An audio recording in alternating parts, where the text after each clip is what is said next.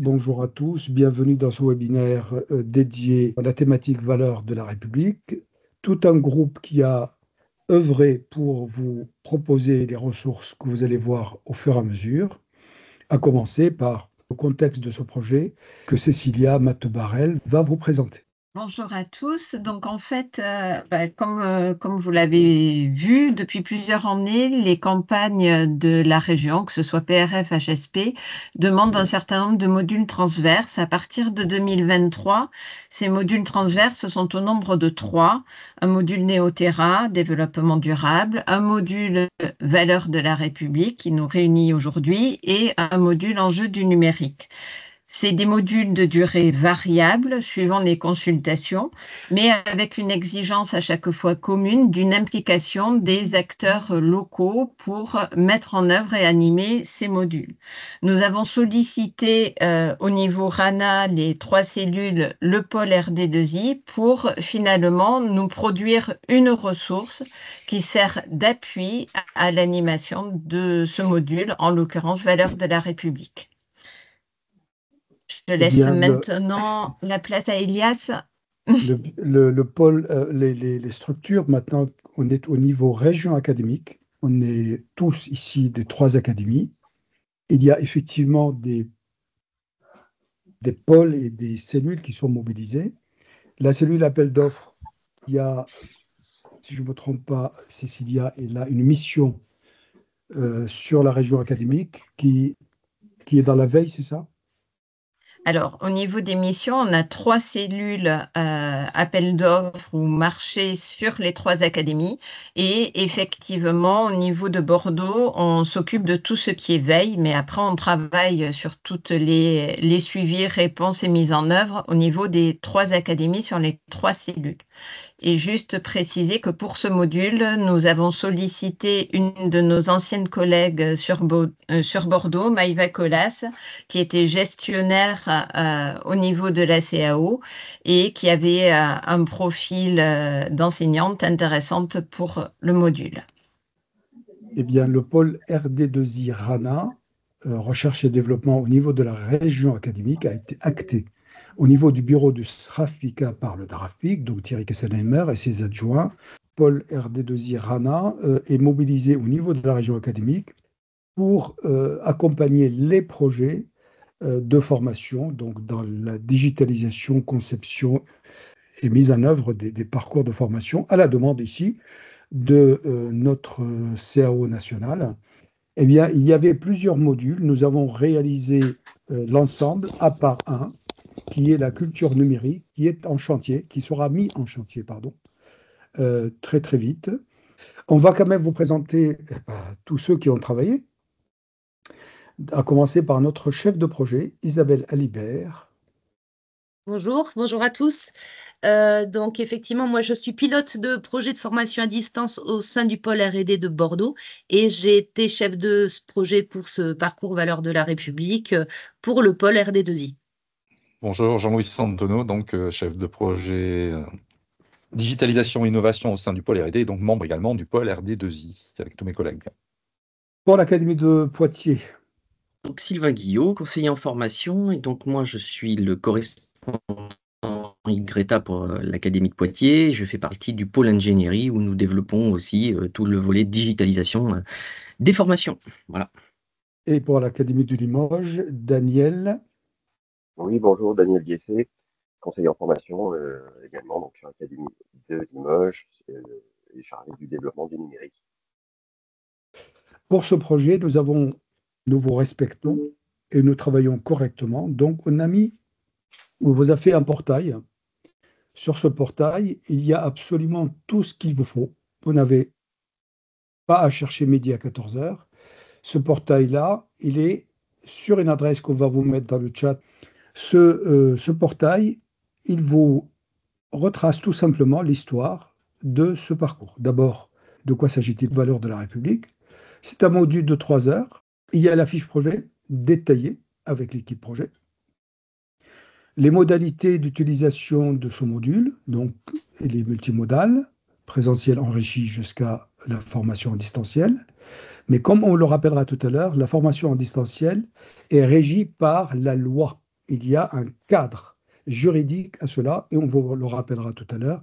C'est très important pour la mise en œuvre. Une petite vidéo, la scénarisation pédagogique indispensable, ça va de soi. Pour éventuellement, si vous êtes prescripteur ou si vous voulez transmettre ce module à vos formateurs, vous avez une scénarisation pédagogique qui est détaillée. Vous pouvez la télécharger sur ces 3 petits points avec, malheureusement c'est en anglais, download PDF file, et donc vous l'avez sur votre ordinateur et vous pouvez la transmettre à qui vous le souhaitez.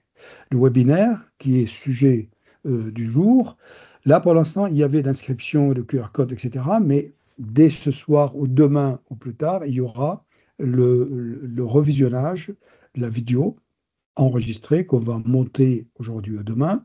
Ensuite, forcément, le sujet, le cœur du sujet, l'accès au module en démonstration.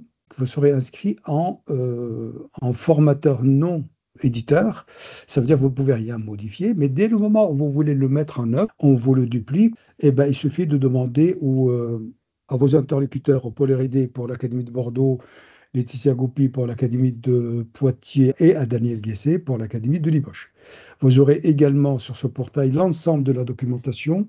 Donc, présentation rapide des différents documents. En fait, on vous a mis une synthèse des modules transverses qui va reprendre effectivement tout ce que l'on retrouve dans les cahiers des charges des consultations de 2023.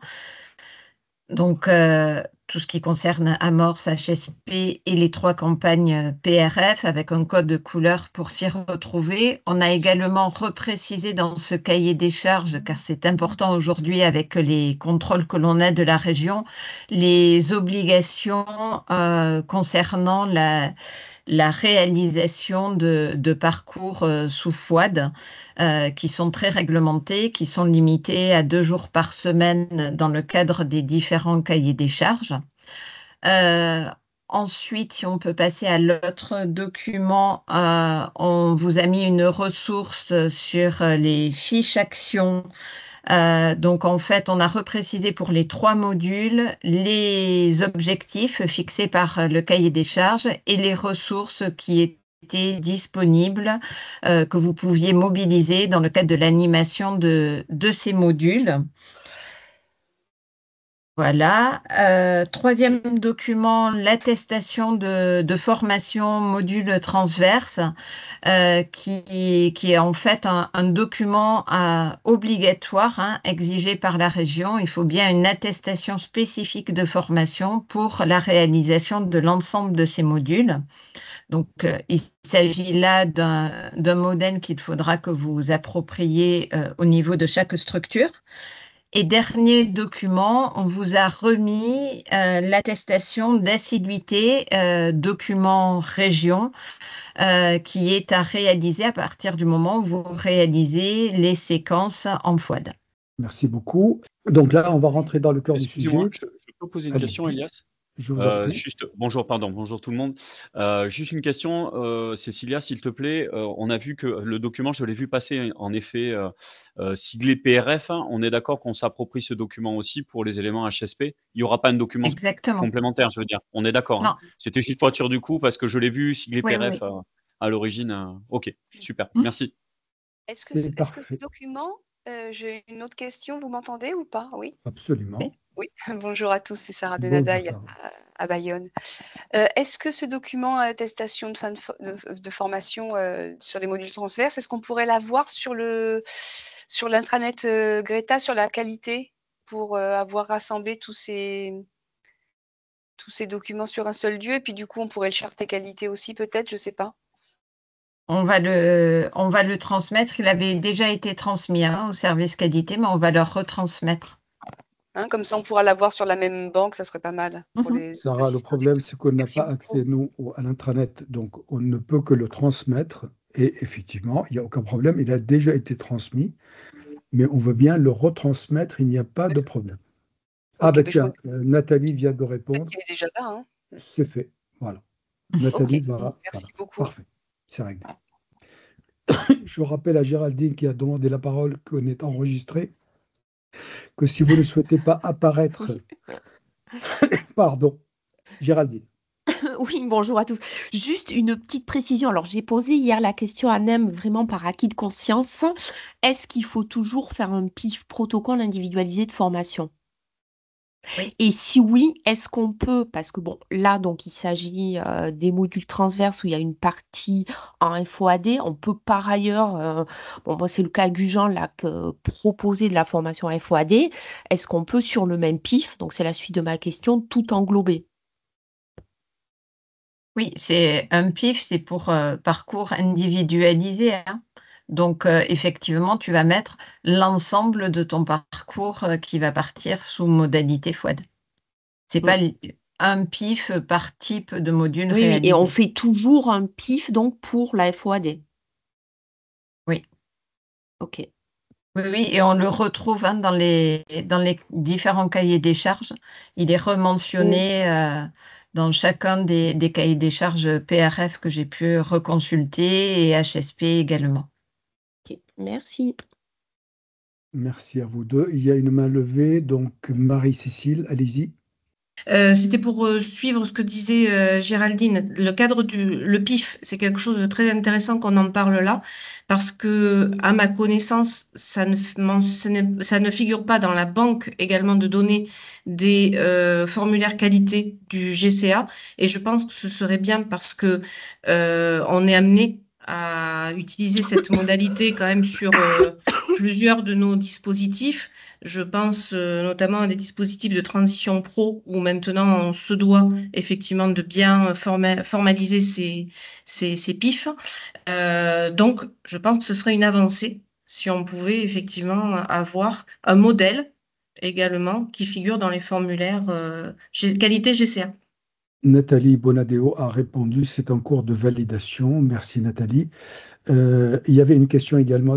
L'attestation d'assiduité est obligatoire même pour l'HSP? Oui, tout à fait, je confirme. On a fait le tour, c'est parfait.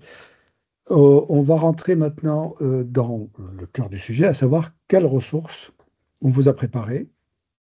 Notre chef de projet, Isabelle Alibert. Alors, je vais partager mon ordinateur, mon écran sur la plateforme. Voilà. Donc, à partir de la demande de la région, le pôle RD2I et la CAO a décidé de structurer un parcours numérique qui est déployé sur la plateforme YTA CFA d'une durée de 3 heures. On l'a déjà évoqué, mais ce parcours, il doit être utilisé dans une séance de formation plus large dont la durée répondra aux exigences du marché dans lequel la formation est déployée.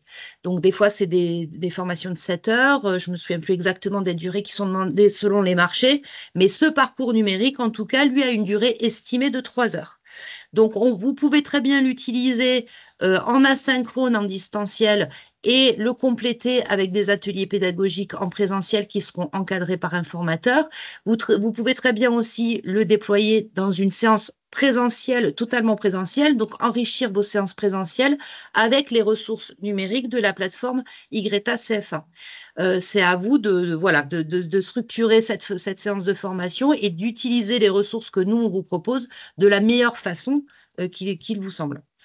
Donc, ce cours qui est sur la plateforme YTA CFA, ici, je vous présente la page principale. Vous tombez sur cette page lorsque vous vous connectez. Cette page, elle reprend, attention, la vidéo d'introduction que vous avez déjà vue sur le portail.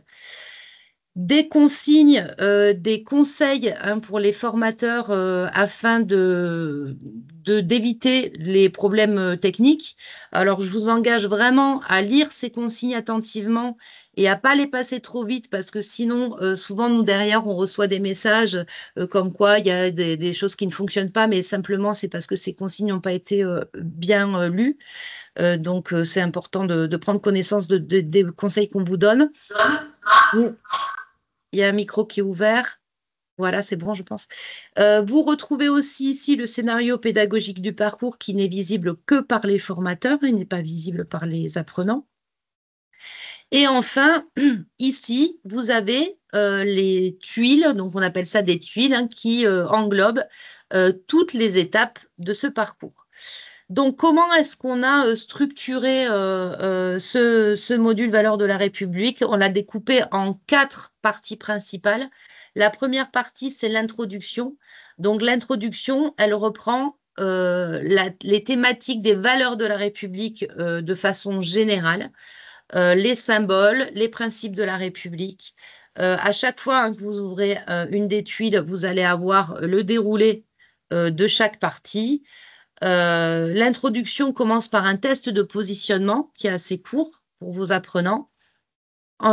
Suit un module sur les symboles, valeurs et principes de la République en général et 2 activités, une sous forme de mots croisés, un quiz qui reprennent de façon ludique les concepts qui ont été abordés lors du module pour faciliter la mémorisation des concepts proposés. La première étape fait un focus sur le principe de laïcité. On a choisi donc de faire ce focus de 2 parties. Donc, qu'est-ce que la laïcité en France et comment est-elle appliquée? Donc, un module e-learning sur le principe de laïcité en France et un deuxième module e-learning sur le principe de laïcité dans le monde. On donne des exemples à partir de 3 autres pays pour voir comment la laïcité est appliquée dans d'autres endroits. L'étape numéro 2 va présenter les termes préjugés, stéréotypes et discrimination. Donc, on propose d'abord un module sur la définition de ces termes-là. Le deuxième module va donner des exemples concrets de préjugés, de stéréotypes, de discrimination. À chaque fois, dans chaque partie, vous verrez une alternance de ressources. Donc, ça peut être des informations sous forme de vidéo, sous forme d'audio, sous forme d'images à cliquer. On a pensé ces modules de façon la plus interactive possible. Et à l'intérieur, on vous propose aussi tout un tas d'activités différentes. Donc, ça peut être des petits QCM, ça peut être des scénarios interactifs. On a essayé de diversifier au maximum les activités pédagogiques pour maintenir l'attention de vos stagiaires et puis pour faciliter l'ancrage mémoriel à chaque fois de chaque concept. L'étape 3 fait un focus sur l'égalité femmes-hommes. Alors là, c'était une demande forte de la région de bien insister sur les principes d'égalité, de l'égalité femmes-hommes. Donc, c'est pour ça que c'est la partie aussi la plus longue. Elle dure 1h30, cette partie. Elle fait la moitié du parcours numérique. Et cette étape, de la même façon que les autres, est composée de plein de ressources différentes. On commence par une vidéo, on a des petits modules e-learning, des cartes à retourner, des QCM, voilà, à chaque fois plein de ressources différentes. Bien sûr, le module se finit par une évaluation de fin de parcours. Ici, cette évaluation, elle est sous la forme d'un QCM de 10 questions qui retrace toutes les notions vues à l'intérieur du module. Et enfin, une tuile pour aller plus loin. Donc, cette tuile pour aller plus loin, elle va regrouper plusieurs liens vers des ressources complémentaires qui viennent soit du site du gouvernement, du site du défenseur des droits, de séries de vidéos qui sont en rapport avec la thématique. Ces ressources-là, vous pouvez vous les accaparer pour enrichir aussi votre séance en présentiel. Là aussi, c'est à vous de voir si cela vous intéresse, si vous allez vous en servir. Nous, on a mis à disposition, en tout cas, plein de ressources complémentaires que vous pouvez utiliser pour votre séance en présentiel. Donc, ces ressources, pour aller plus loin, ne font pas partie de la durée, ne sont pas comptées dans la durée estimée du parcours. Elles viennent vraiment en plus, de façon complémentaire. Je vous propose de rentrer un peu plus en détail dans une étape pour vous montrer techniquement comment on navigue à l'intérieur de ce parcours. Par exemple, si je prends l'étape 1 qui est sur le principe de laïcité et que j'ouvre le module numéro 2, la laïcité dans le monde. Donc, quand on ouvre un module e-learning, à chaque fois, ça va ouvrir une nouvelle page où l'objectif pédagogique est précisé. Ces objectifs pédagogiques qui sont détaillés dans le scénario, bien entendu. Donc là, on tombe sur l'objectif et pour rentrer dans le module, on va juste cliquer sur Entrer. Le module se lance. Alors, je vais couper le son parce qu'on a intégré plein de petites musiques et de sons pour que ça soit sympathique. Donc, à chaque fois, vous avez un générique qui se lance, le titre du module Et donc là, ici, par exemple, le choix d'entrée que nous avons fait pour décrire la laïcité dans le monde. Donc, le choix a été fait de 3 pays, la Belgique, les États-Unis, le Mexique. Et ici, la consigne, cliquez sur chaque drapeau pour obtenir des informations, puis sur l'icône question en bas. Donc, je suis la consigne, je clique sur les drapeaux. Ici, il y a de l'audio. Alors, il y a beaucoup d'audio et de vidéo dans les modules. Donc, il faut aussi anticiper si vous déployez ces modules en présentiel, en salle. Pensez à vous équiper de casques pour que ça soit pas que tout le monde ne se gêne pas pour le suivre.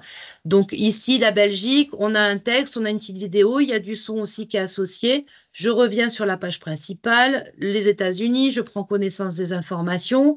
Je reviens sur la page principale, je fais pareil avec le Mexique, je reviens sur la page principale et enfin, je vais aller répondre au quiz correspondant à ce que je viens de voir. Donc, le quiz, là, c'est des questions sur tout ce qui vient d'être dit. Là, ici, donc, il s'agit d'une activité glissée-déposée. Donc, à chaque fois, les consignes aussi en haut de la diapositive. Donc, la question, je réponds, je vais faire un petit peu au hasard. Hop, je glisse le drapeau, j'envoie. À chaque fois, retour pédagogique. Pour tous les QCM activités, on a pris soin d'apporter un retour pédagogique.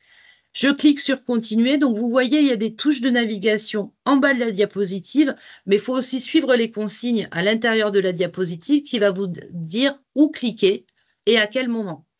Deuxième question. Donc là, oui, je commence à connaître par cœur, donc je pense que je vais faire un sans faute. Hop, voilà. Et je continue. Troisième question. Les États-Unis, j'envoie. Afficher les résultats.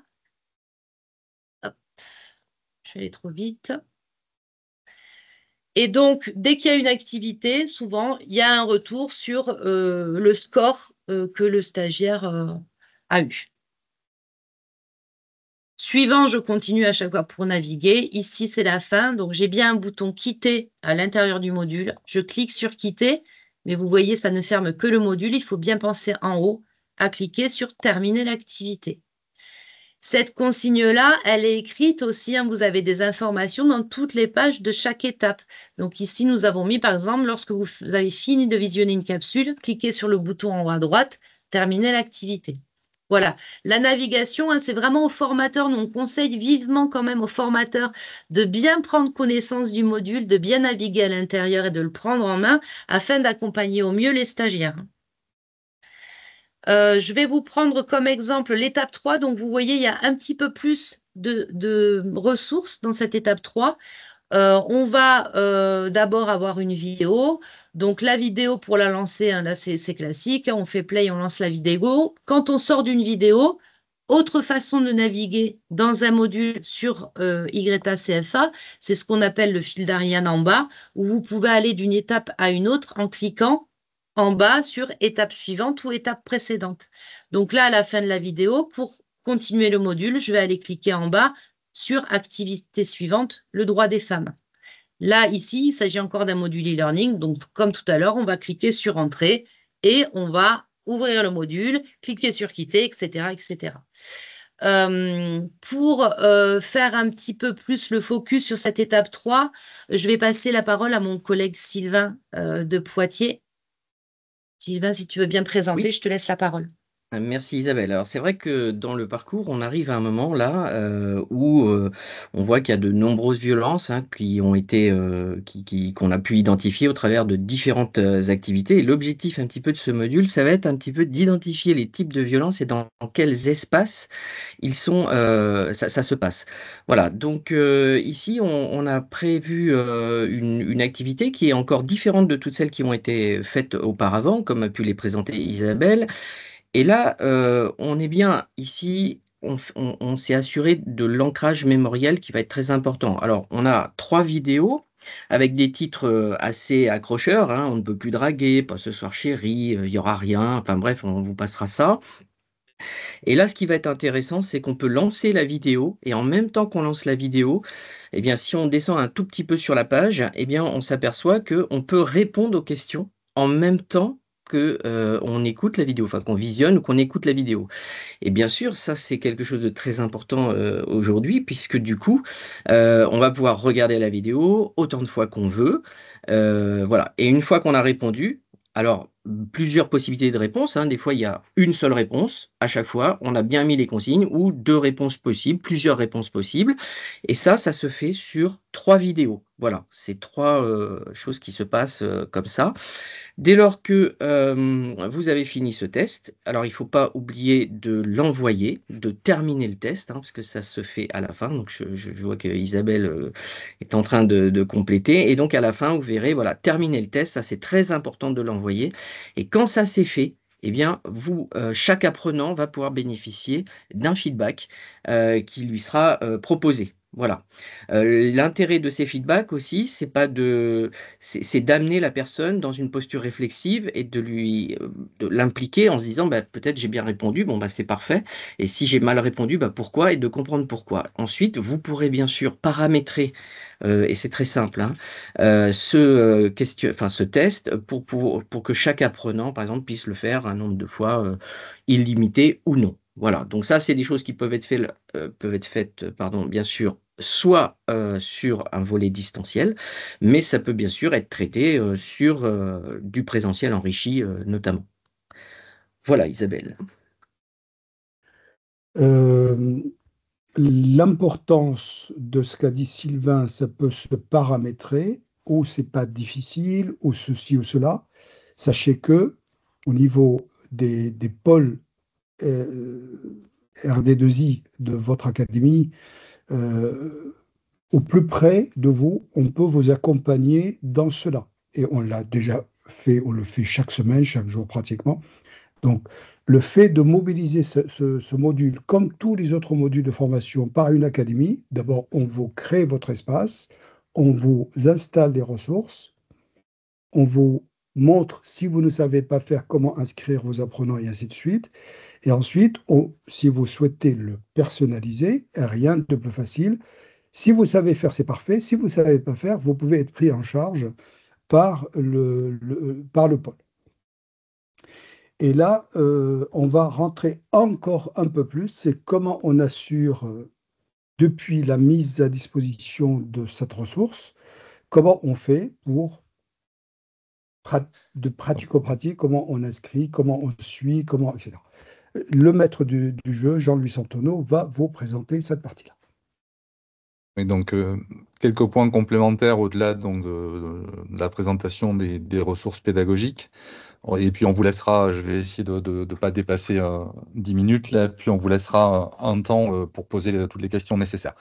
Donc, d'abord, je voudrais insister sur ce qu'ont dit les collègues. Il est fondamental qu'un formateur référent, un coordo, enfin, en tout cas, qu'un référent qui va prescrire ce module à des stagiaires prennent le temps de découvrir comment fonctionne ce module, comment on accède aux ressources, comment on navigue.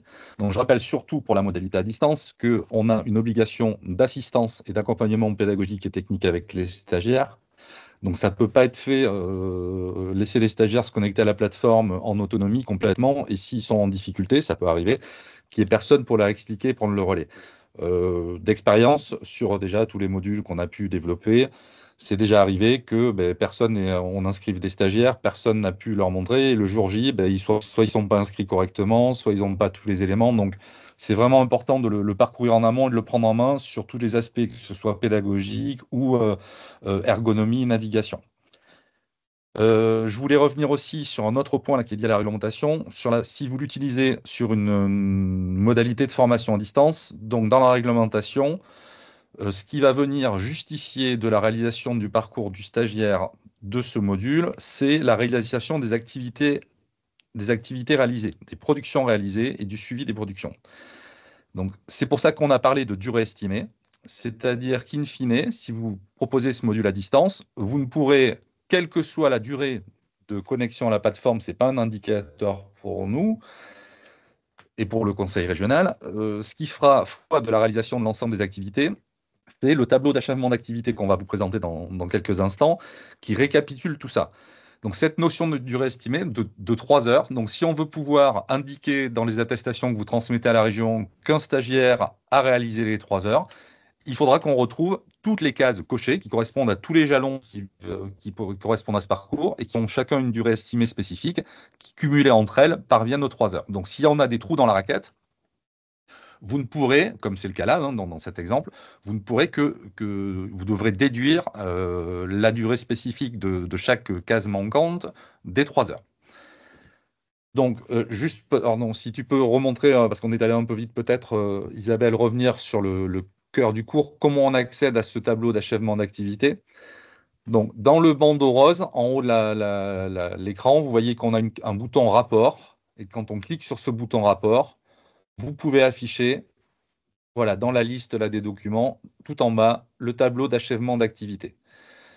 Donc, achèvement d'activité, ça veut dire quoi? Dans ce que vous a montré Isabelle, et Sylvain, on a vu les modules e-learning, elle a insisté sur le fait qu'il fallait bien aller cliquer sur le bouton terminer. Donc nous, en fait, on a paramétré la notion d'achèvement d'activité à ce que le stagiaire ait bien déroulé toutes les diapositives du module e-learning pour le valider. S'il s'arrête en cours de route, s'il n'est pas allé à la dernière avec le bouton terminer, eh ben, l'activité ne se fait, l'achèvement d'activité ne se fait pas, et donc l'imputation sur le tableau d'achèvement n'est pas réalisée. Donc là aussi, si vous avez des trous, à voir s'ils sont bien allés au bout. Là aussi, c'est pour ça que c'est important de les accompagner là-dedans. Pour les quiz, il faut obtenir au moins une note. Ça nous montre qu'ils sont allés au bout du quiz et qu'ils ont répondu à toutes les questions en obtenant une note. Et là aussi, cliquez sur le bouton terminer.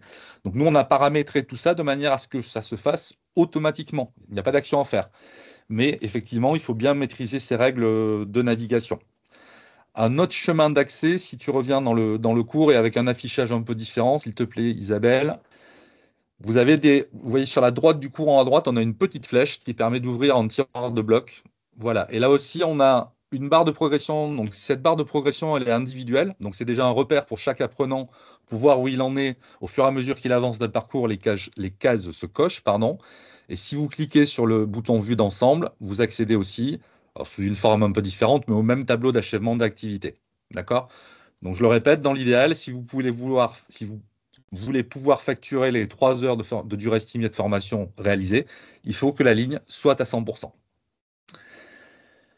Ensuite, donc ça c'est par rapport aux notions de suivi. Concernant le processus de mise à disposition, alors on va le voir en 2 temps. D'abord pour vous, professionnels, formateurs, coordonnateurs, etc. Sur le site, donc portail que nous avons présenté tout à l'heure, donc là peut-être il va falloir basculer sur le site Isabelle, s'il te plaît.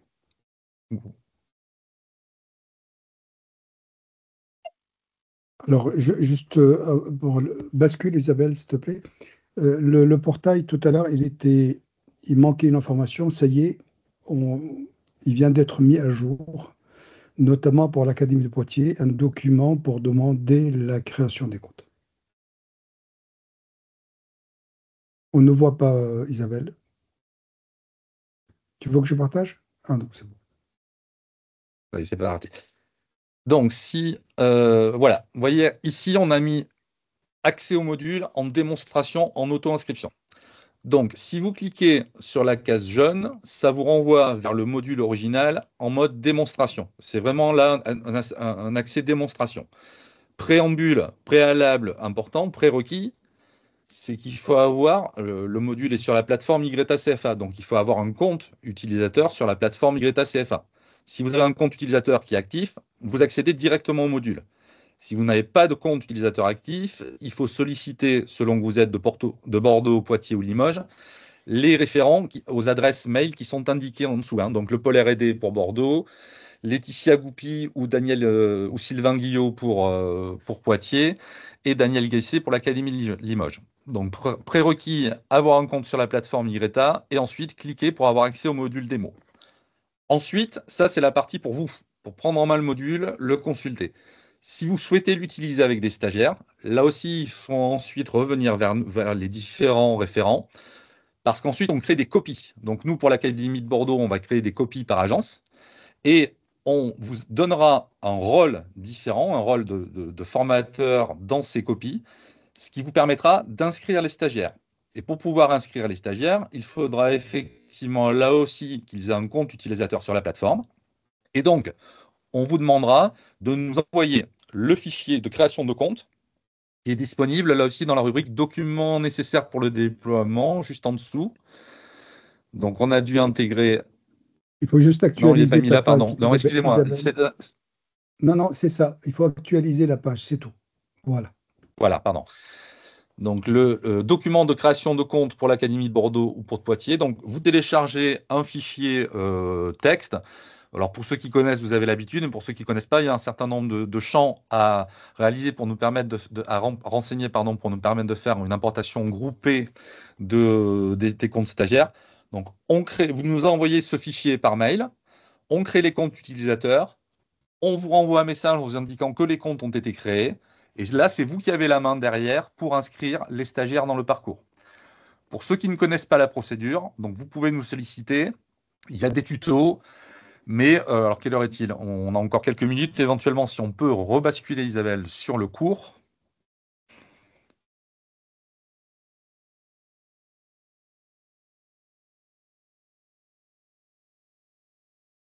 Voilà. Quand vous êtes dans le cours, dans le bandeau rose toujours, en haut, vous avez un bouton participant.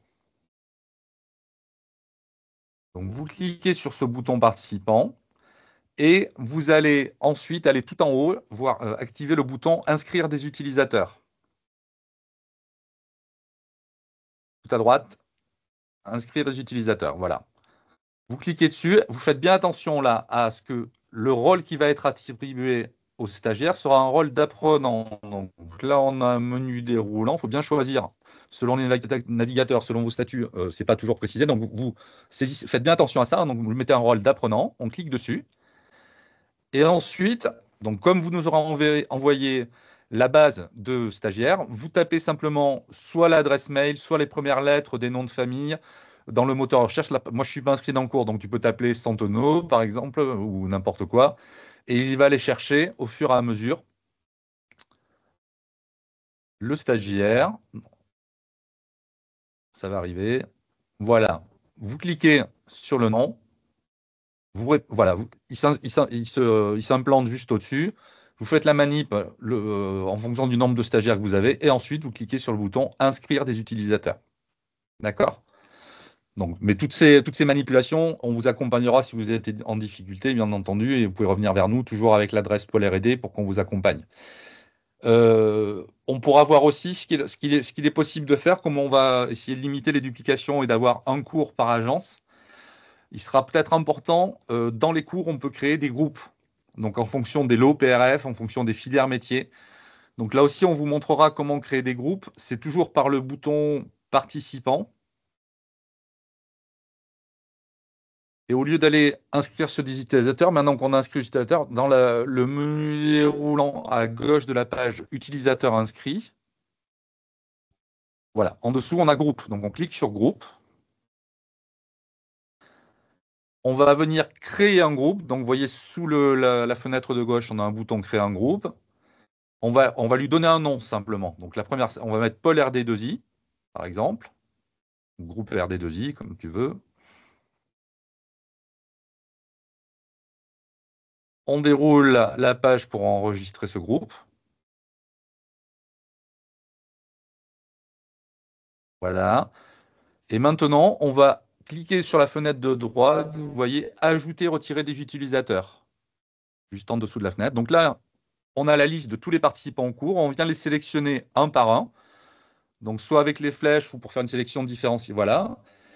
Et une fois qu'on a sélectionné tout le monde, on clique sur le bouton au milieu de la page « Ajouter » et notre groupe est constitué. Voilà. Et donc là, maintenant, on peut revenir dans le cours. Alors, quel est l'intérêt de faire ces groupes? C'est en termes de suivi. Si on a 100 ou 150 stagiaires 150 participants dans un groupe, vous pourrez filtrer, par exemple, là, sur le tableau d'achèvement d'activité, on pourra venir ensuite filtrer par groupe. Donc ça, ce sont des manipulations qu'on vous montrera de manière différente. Mais voilà, tu peux y aller, Isabelle, hein, si on fait vue d'ensemble étudiant. Maintenant, si on va dans le rapport, vous voyez qu'en haut, groupe visible, on a un menu déroulant, tous les participants où on va pouvoir choisir un groupe. Voilà. Donc là, on a les groupes, Pôle RD2I, et donc là, on va avoir s'afficher les résultats. Donc là, il n'y a que le statut apprenant. Si on prend tous les participants, voilà, on retrouvera tous les membres du Pôle RD2I que tu as choisi. Donc ça, c'est un outil intéressant pour pouvoir filtrer les résultats et faire un meilleur suivi de manière administrative ensuite sur les reportings que vous aurez à effectuer pour les actions. Donc voilà les quelques points que je voulais vous mentionner de manière complémentaire. On vous laisse le temps maintenant de nous revenir, de nous poser des questions si vous souhaitez avoir des précisions sur les modalités de mise à disposition, d'organisation, etc. Si un apprenant n'a pas réalisé la totalité du parcours, on peut lui demander de revenir sur le parcours, j'imagine. Est-ce qu'il faut qu'il rebalaye tout le parcours depuis le début ou est-ce qu'il peut aller chercher la tuile précise? Alors, attention, oui, tout à fait. Il faut qu'il ait fait, ça va crescendo. Hein. S'il n'a pas fait d'introduction, il ne peut pas aller au module 1. Mais s'il a fait l'introduction, il va là où il s'est arrêté, si vous voulez. Mais s'il est à l'étape 3, il veut revenir à l'étape 1, il n'y a aucun problème. Strictement aucun problème. Merci. Je vous en prie. La parole est ouverte. Demandez-la ou ouvrez votre micro et parlez, s'il vous plaît. Ou bien dans le chat. Oui, moi j'ai une question concernant ce module. En fait, il n'y a pas de temps minimum. Enfin, je veux dire, les formateurs, ils peuvent faire ce module sur 3h30, sur 7 heures, comme sur 14 heures. La durée estimée pour nous de réalisation dans un mode distanciel, c'est 3 heures. Oui. Après, mais en présentiel. Alors voilà, tout dépend de la mode. Si vous l'utilisez en support d'animation en présentiel, bon, forcément, ça prend plus de temps parce que si vous faites un débat collectif à chaque fois sur une activité qui a été proposée, selon comment on dirait, ça va se dérouler sur un temps différent. Donc ça, nous, on ne l'a pas testé en termes d'animation en présentiel. Donc c'est un petit peu à vous à voir, effectivement. Il y a déjà ce temps de diffusion des collectifs des modules, j'imagine, sur un vidéoprojecteur, via un vidéoprojecteur. Et puis derrière, si vous avez un temps de débat, de réaction, d'échange à chaque fois, c'est ça qui peut venir faire varier un petit peu la durée. Mais effectivement, les 3 heures, c'est sur une durée dite à distance. D'accord. Mais par rapport à la demande de la région, on a 35 heures sur le Néoterra. On peut diviser ces 35 heures comme on l'entend, en fonction des groupes, en fait. Parce qu'il doit faire également un atelier informatique, enfin tout ce qui est. Oui, alors, si, juste, je vais répondre par rapport à ça. Si on prend le cadre campagne PRF ou HSP, on a 35 heures pour réaliser l'ensemble des 3 modules obligatoires. Oui. Dans ces modules, en fait, là, on est sur le même découpage pour les 3 académies. On s'est engagé au niveau des parcours à mettre 14 heures sur Néoterra 1, 14 heures sur Valeurs de la République et 7 heures sur Enjeux du numérique. D'accord. Okay. Merci. Je vais baisser la main parce que je voulais dire ça en fait. Pour le coup, c'était la réponse qu'on avait effectuée en effet, notamment sur la HSP. On avait fait 14, 14 et 7 et donc elle nous engage pour le coup. Voilà. Et puis la personne qui est, j'ai oublié son nom, la personne qui était sur le compte qui ne voit pas, il faudrait cliquer sur le lien direct du module. Et normalement, si vous avez un compte YACFA, vous êtes inscrite automatiquement. N'hésitez pas, s'il vous plaît, à poser votre question. Ne partez pas avec, ça ne sert à rien. Je comprends quand on découvre quelque chose de nouveau, forcément, il faut s'installer dedans. Et puis, vous avez une équipe absolument formidable derrière, le pôle RD2 Irana, qui va vous accompagner et ce n'est pas des paroles en l'air. On a des questions là. Donc Florence, Delphine et Marie-Cécile. On commence par Florence. Oui, bonjour. J'aurais une question à poser tout à l'heure. Dans la démonstration, on nous montrait des questions que doivent être, auxquelles les apprenants doivent répondre. Toutes les consignes sont données par écrit. Or, il s'avère que nous, on a des personnes qui ont des difficultés de compréhension, notamment dans les parcours HSP. Est-ce qu'il y aura possibilité d'avoir les questions posées aussi, je dirais, à l'oral ou c'est uniquement par l'écrit? Alors, c'est pas fait. Il y a parfois, on a essayé d'insérer de l'audio. Alors, la difficulté, quand on rentre sur la thématique de l'accessibilité, c'est une difficulté pour nous parce que quand on pense accessibilité, il faudrait penser à modifier complètement beaucoup de choses dans les modules, que ce soit en termes d'intégration systématique de l'audio. Mais quand on rajoute de l'audio, on rajoute des icônes, on fait des couches de surcharge avec des lecteurs audio. Il faut mettre des sous-titres. Ça devient au bout d'un moment, il faut qu'on trouve un équilibre, nous, entre des consignes écrites, des éléments audio pour que ce soit plus léger, plus digeste, etc. Mais si on prend le parti de tout rendre complètement accessible de manière audio, ça devient plus difficile à suivre pour des gens qui n'ont pas de difficultés de cet ordre. Donc là aussi, effectivement, on entend ces difficultés. Mais voilà, là, ça passe aussi par de l'accompagnement au niveau des référents pédagogiques pour prendre en compte des difficultés spécifiques d'apprenants ou de public, pour pouvoir aussi, à ce moment-là, s'il y a vraiment des difficultés de lecture, on peut considérer que ces modules, ils ne vont pas être faits à distance, ils peuvent être faits en autonomie, en auto-formation, mais en centre avec un accompagnateur qui peut venir là aussi faire de la remédiation ou aider les apprenants de manière méthodologique ou pour les aider à déchiffrer les consignes. Mais c'est difficile de faire un produit qui corresponde le plus largement à tout le monde, hein. J'entends cette difficulté, mais c'est un petit peu les limites de l'exercice pour nous. Delphine, si vous voulez bien prendre la parole. Oui, en fait, moi, c'était une question plus pratico-pratique. J'ai l'habitude, moi, d'inscrire des utilisateurs, des stagiaires, mais j'ai jamais créé de groupe. Ma question, c'était est-ce qu'il faut les inscrire individuellement avant de créer le groupe? Ou est-ce qu'on crée le groupe et on invite les stagiaires sur le groupe? Est-ce que c'est en 2 temps, un seul temps? Donc, vous avez plusieurs stratégies. Vous devez créer le groupe avant, de toute façon. D'accord. Si le stagiaire n'est pas sur la plateforme, n'est pas inscrit sur le cours, vous ne pouvez pas lui attribuer un groupe. On peut très bien créer, on peut vous guider après, hein, on peut créer un groupe et l'ouvrir en auto-inscription, entre guillemets, c'est-à-dire avec un code. Donc, pour répondre à votre question, il faudrait que l'apprenant soit inscrit sur la plateforme. Il faut que le groupe soit créé. Soit vous le rattachez manuellement, soit vous pouvez avoir des petites astuces. Voilà. Ok, donc, merci. Marie-Cécile, allez-y. Oui, alors c'était une question par rapport à l'attestation de fin de formation. Est-ce qu'elle est interactive dans le sens, au fur et à mesure que les stagiaires vont parcourir le module et vont réussir, est-ce qu'elle s'auto-renseigne, cette attestation, ou pas? Non. Non, si c'est l'attestation, ce qui s'auto-renseigne, c'est le suivi d'activité. Voilà. Et juste préciser, l'attestation de formation, elle est sur la réalisation complète des modules.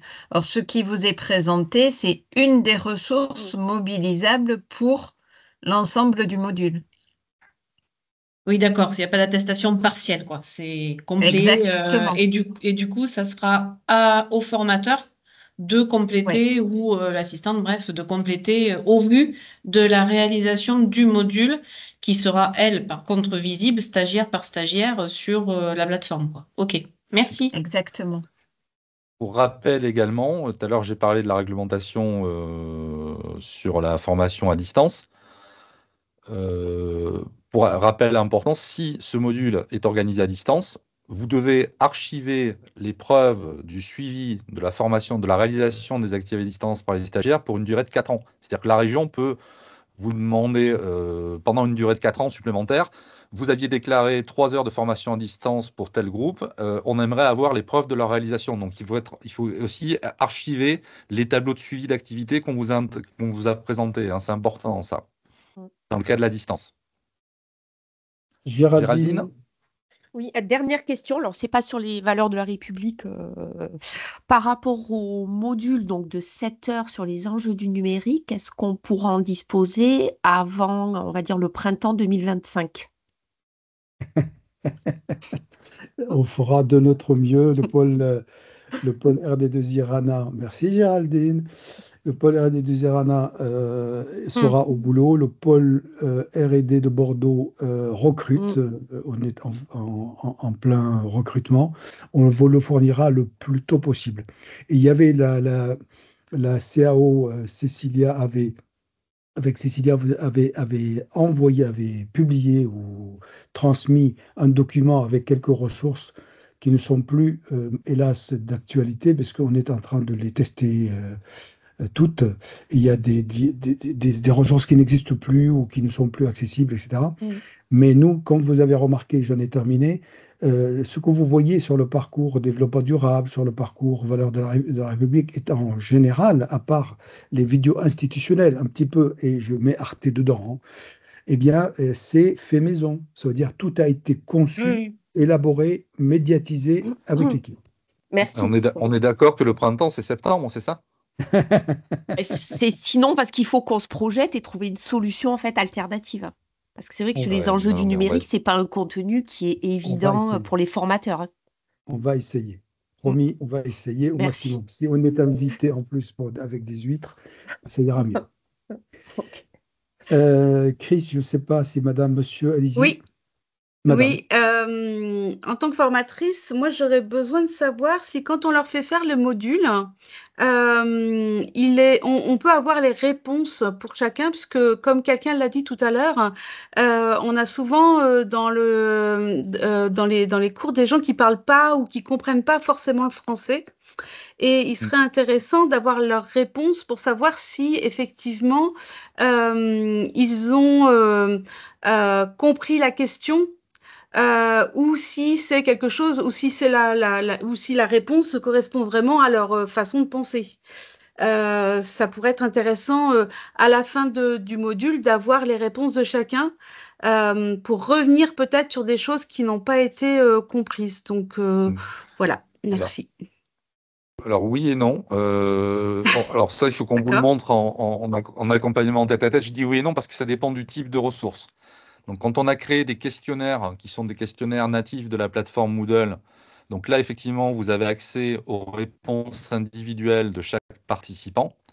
Lorsqu'on a, tout à l'heure, Isabelle vous a montré des modules e-learning, on a une série de diapositives. Là, par exemple, si on reprend tout à l'heure la laïcité dans le monde, il y avait une petite question, un appariement glissé-déposé. Donc, nous, là, vous aurez simplement le fait de savoir si, comme remonté, le stagiaire a bien fait l'ensemble de l'activité. Lui, il a son score de performance, mais vous ne pourrez pas retrouver le détail depuis la plateforme directement. Par contre, oui, c'était ça ma question. Voilà. Dans ces modules e-learning, on ne retrouve pas le détail. Par contre, dans les questionnaires qui sont faits ou qui s'appellent tests, dans les ressources qui s'appellent tests dans la plateforme, ça, effectivement, on peut vous montrer le chemin pour retrouver l'accès aux réponses individuelles de chaque participant. Donc, oui pour certaines et non pour d'autres sur le détail. D'accord. OK. Merci beaucoup. Je vous en prie. Je reviens sur la question d'Olivier. Une attestation par module. Vous précisez, s'il vous plaît, Olivier? Non, Elias, en fait, c'est lié à une question précédente. Et oui, je viens de vérifier. Non, il n'y a pas la région exige que l'on remette une attestation pour le suivi des modules. Il peut s'agir d'une attestation par module ou d'une attestation pour les 3 modules. L'important, c'est d'avoir une attestation. Si je puis me permettre, en fait, comme en tout cas dans la HSP, ce qui était indiqué aussi, c'est qu'éventuellement les stagiaires avaient pu effectuer au préalable notamment des sensibilisations, etc., et avaient pu suivre déjà certains de ces modules-là. Il était logique d'avoir une attestation par module parce qu'en fait, on est tenu normalement, s'ils ont déjà suivi le module, ils ne le suivent plus à nouveau dans le cadre du parcours qualifiant, premier niveau qualifiant, et éventuellement, donc, il faut pouvoir avoir ce côté sécable des attestations pour pouvoir compléter ce qu'il n'aurait pas suivi éventuellement. Voilà, c'était juste par rapport à ça. Oui, une attestation qui est complète et qui reprend bien l'ensemble des objectifs des 3 modules. C'est d'un point de vue administratif, ça a été le choix de beaucoup d'organismes, les réseaux UROF, AFPA, ont fait le choix d'une seule attestation pour les 3 modules pour avoir moins d'administratifs à gérer derrière. On a dépassé 2 minutes, mais on va quand même répondre à la question suivante. Comment donner envie, comment valoriser ce module pour que les stagiaires le suivent?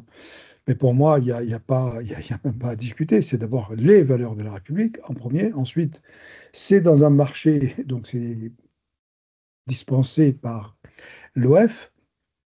Et puis surtout que le pôle RD2I Rana a tout fait pour le rendre attractif.